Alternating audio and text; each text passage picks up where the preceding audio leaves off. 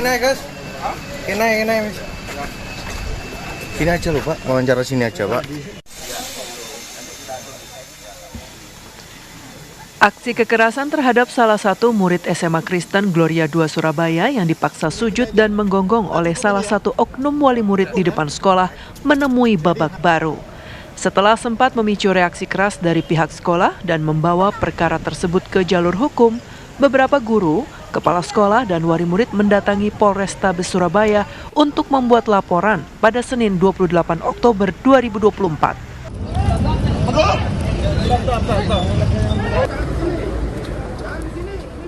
Permasalahan ini berawal pada 21 Oktober lalu. Ada sekelompok orang mendatangi SMA Gloria II.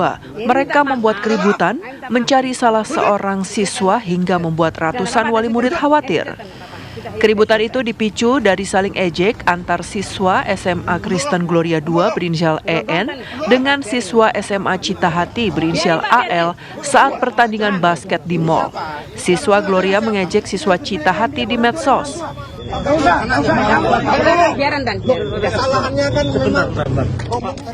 EN mengejek AL yang sekolahnya kalah dalam pertandingan basket tersebut. Namun AL mengadukan olokan EN kepada ayahnya berinisial IV. Tidak terima anaknya diolok-olok, IV mendatangi SMA Gloria II bersama sekelompok orang untuk mencari keberadaan EN. IV menuntut permintaan maaf dari EN dan memaksa menggonggong sambil sujud menirukan anjing. Saya benar-benar security di sini. Tadi dia nggak oleh tim PPA, ya. Jadi kami terus memantau perkembangan dari kesehatan mental dari anak. ada trauma dari yang bersangkutan? Belum tahu, ini masih terus dipantau. Ya. Bu, aktivitas belajar di sana gimana Bu? Sekarang? Sudah baik, sudah mulai tenang ya, karena kami juga sudah menindaklanjuti lewat kuasa hukum. Korbannya mengalami apa sih Bu? Luka apa? Sejauh ini tidak ada. Tidak ada. Ada pemukulan? Tidak ada. Adalah persoalan tentang anak, itu sesama anak. Tapi yang kedua adalah persoalan kami adalah mewakili yang dialami oleh SMA Gloria. Karena peristiwa itu, peristiwa anak tadi merembet ke lingkungan sekolah dan itu membuat ketidaktenangan daripada sekolah. Orang tua tidak nyaman, anak-anak juga ada yang takut ke sekolah, ada keresahan lah. Nah, oleh karena itu kita percayakan ini kepada pihak polisi supaya kemudian diselesaikan yang terbaik.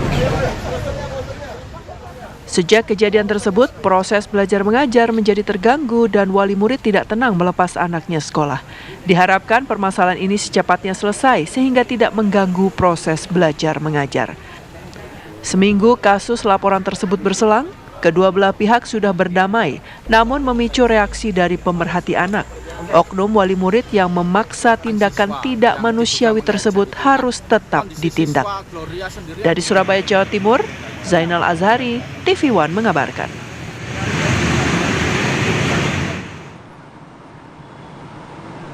Ya pemirsa, untuk memperbarui informasi seputar kekerasan di lingkungan sekolah Surabaya, saat ini kita sudah tersambung dengan Ibu Ira Maria, orang tua korban kekerasan. Selamat siang Bu Ira. Selamat siang Mbak. Oke, Ibu, sebelum kita masuk ke perkembangan dari kasus ini, saya ingin tahu Bu, bagaimana kemudian ini bisa terjadi sampai membuat anak Ibu melakukan jongkok, berlutut begitu dan juga menggonggong. Ini awal mulanya seperti apa Bu? Sebetulnya awal mulanya itu tidak seperti yang diberitakan di luar, saling ejek itu tidak ada. Tapi semua ini bermula dari guyonan anak saya dengan teman-temannya yang menyebutkan anak ini lucu, rambutnya seperti pudel. Jadi kata-kata anjing itu tidak pernah digunakan oleh anak saya, tidak pernah. Yang seperti diberitakan anak saya dibully dikatakan anjing, tidak pernah. Anak saya tidak pernah sekalipun melontarkan anjing ataupun lontaran sebutan itu kepada anak ini secara langsung, itu tidak pernah. Hanya anak ini mendengar kalau dia dikatakan mirip pudel, dipanggil pudel. Tapi anak saya tidak pernah sekalipun mengatakan, kamu pudel, itu tidak pernah. Jadi anggap kayak kita orang gibah gitu.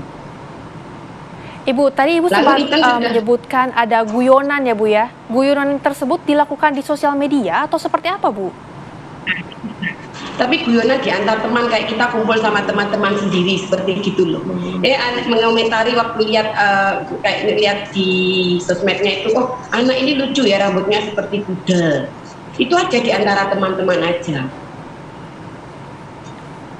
Oke, baik.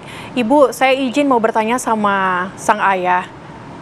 Waktu kejadian ini berlangsung, Anda berada di sana. Baik, kami akan ke Ibu Ira saja.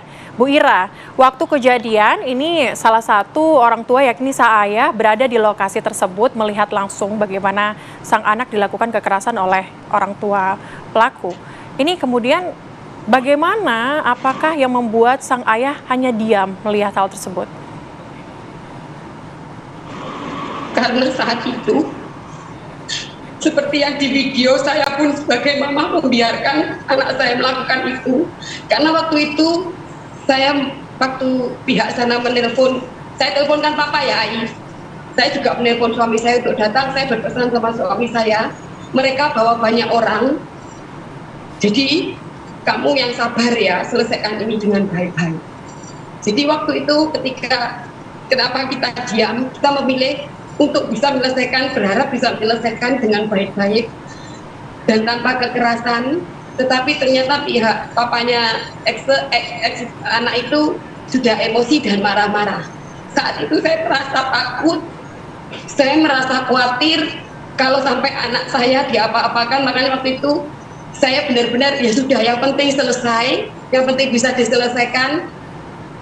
Kita beritikat untuk bisa selesai dengan cepat. Kita terima gitu loh waktu itu. Baik, Ibu, tentunya ini kondisi keluarga sangat terpukul. Tapi untuk korban sendiri, saat ini kondisinya seperti apa, Bu? Puji Tuhan, di awal-awal anak ini juga ketakutan. Ketika saya keluar rumah, ketika papanya keluar rumah, dia selalu bilang, "Mas, saya takut. Mas, saya takut." Itu di awal-awal kejadian seperti itu. Tapi waktu itu saya membesarkan hati anak saya. Tidak usah takut, nak, tidak apa-apa. Maksudnya papa mama ada di sini kok. Kamu percaya aja. Tuhan bersama kita kok. Awal-awal takut, tapi puji Tuhan karena teman-temannya banyak yang support. Guru-gurunya juga banyak yang support, ada pendampingan dengan guru-gurunya. Dalam beberapa waktu anak ini mulai membaik dan beraktivitas seperti biasa, tapi masih membatasi kegiatannya karena rasa takut masih ada.